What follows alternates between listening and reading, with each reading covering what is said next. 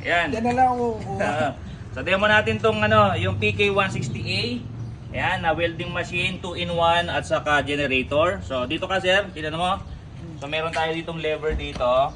So pagka nakababa, sabihin dumadalo yung gasolina. Pagka nakataas, ibig sabihin naka-off yung lever ng gas. Tapos, bababa natin. Pagka gusto mo namang dapat ito naka-choke. Choke mo siya munang ganyan. Yes, sir. Pagka na-i-start na natin, ibabalik mo yung choke. Okay? So, dapat meron ng gasolina, meron ng langis dito. Ito yung langis, pakita mo yung langis kung saan nilalagay. Dito, bubuksan mo lang to sir, ano? Dalawa, sir, Kahit isa lang. Parehas lang. So pag nakita mong pag nakita mong merong gasolina na doon, okay na 'yon. Pakita mo sa ano? Langis. Dito, langis. Yan, pag nakita mo may langis na doon sa pinakadulo, okay na 'yan. Yan yung tamang tawag dito, level. Okay na, sasara natin. Tapos may gasolina. Start lang natin ng ganito. On muna pala rito, sir. Dito. I-on mo muna 'to. Yes, sir. Ayun, may switch dyan. Hilahin ng konti, makagatin, tapos pabigla. Tapos i-adjust mo. Ano yung kakana?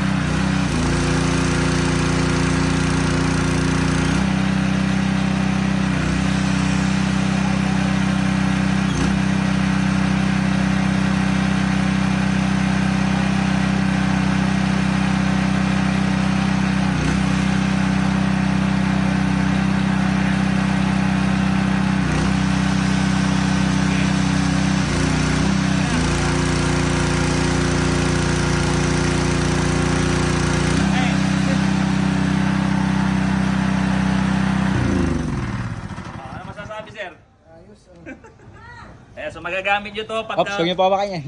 Mainit yun ha. Kasi no? Kasi may pa yan, may parang coating.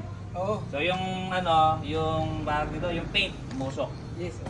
Susunod. So pagkatagal-tagal mo, wala na yan kasi nga wala na yung paint. Yan. So ito po yung magagamit nyo sa mga bukid o kaya bundok na walang kuryente, gusto nyo mag-welding doon. Sakto-sakto to. Ayos. Lapit mo. Ayan, 27,500 lang, free shipping na.